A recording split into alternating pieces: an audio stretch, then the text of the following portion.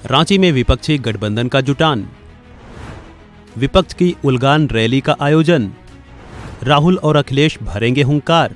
और ये उलगुलान एक क्रांति है। झारखंड उलगुलान के लिए हमेशा से जाना जाता है। भगवान बिरसा मुंडा ने भी उलगुलान किया था। और अगर आपने फेज 1 का चुनाव देखा होगा तो उसी से आपको स्पष्ट हो गया होगा कि अब ये प्रधानमंत्री नरेंद्र मोदी जी का एज अ प्रधानमंत्री आखिरी चुनाव है।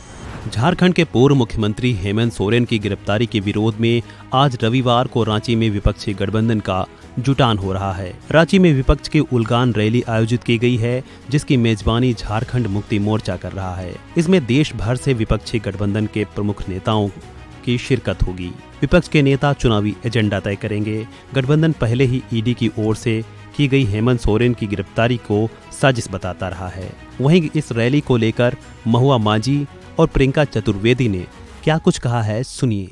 ये बहुत बड़ी रैली है और मुझे नहीं लगता कि झारखंड में इतनी बड़ी रैली कभी हुई होगी। और स्वतः लोग आ रहे हैं इस महारैली में क्योंकि यहाँ पे चूंकि माननीय हेमंत सोरेन जी की बात है और जनता उनके लिए उमड़ पड़ रही है और इंडिया गठबंधन एक साथ है, तो इस रैली की सफलता का हमें पूरा विश्वास है। और सभी लोगों को जो माननीय हेमंत सोरेन जी के साथ है, जो अन्याय के खिलाफ है, वो आज इस रैली में आपको दिखेंगे। पूरे देश भर के तमाम नेता आ रहे हैं और झारखंड झुकेगा नहीं, इंडिया रुकेगा नहीं। देखिए, इसको एड्रेस करने की जरूरत नहीं है। जनता सब जानती है और जनता देख रही है। बस जनता के सामने खड़ा होना है, दिखाना है कि जनता हमारे साथ है। और ये उलगुलान एक क्रांति है। झारखंड उलगुलान के लिए हमेशा से जाना जाता है। भगवान बिरसा मुंडा ने भी उलगुलान किया था और हमेशा अन्याय के खिलाफ, शोषण के खिलाफ जो आज इस देश में हो रहा है, जो भी अभी हमारी केंद्र में जो पार्टी है, वो हमेशा आप देख रहे हैं कि लगातार जो विपक्षी पार्टियां हैं उनको किस तरह से तंग कर रही हैं, उनके लोकप्रिय नेताओं को किस तरह से केंद्रीय जांच एजेंसियों के द्वारा डिस्टर्ब किया जा रहा है। मैसेज बस यही है कि ये तानाशाही के खिलाफ हम ये लड़ाई लड़ेंगे। जिस तरीके से जनप्रतिनिधि चुनकर आए, हेमंत सोरेन जी हों, अरविंद केजरीवाल जी हों, उन पे ईडी, आईटी, सीबीआई इन सब तरीके की जांच लगाकर उनको जेल में डालने का काम किया है। निर्दोष लोगों को जेल में डाल रहे हैं क्योंकि जस्ट उनकी गुनाह क्या है, वो इस केंद्र सरकार की तानाशाही के खिलाफ लड़ रहे हैं।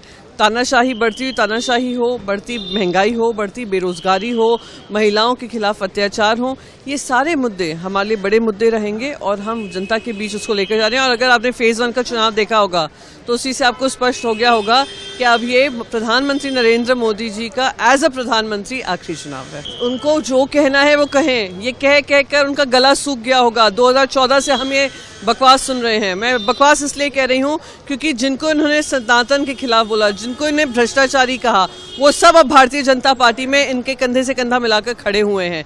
ये वैक्यूम क्लीनर बन गए हैं। ये लोग जहाँ जहाँ भ्रष्टाचारी है उनको अपनी तरफ ले लेते हैं, अपनी पार्टी में शामिल करके उनको क्लीन चिट दे देते हैं। तो ये कहते रहें, पर जो लोग सच्चाई के साथ लड़ रहे हैं, ऐसी तानाशाही के खिलाफ लड़ रहे हैं, वो लड़ते रहेंगे। और जनता हमारा साथ दे रही है, जनता हमारे साथ है। वो फेज 1 के चुनाव से आपको समझ में आ गया।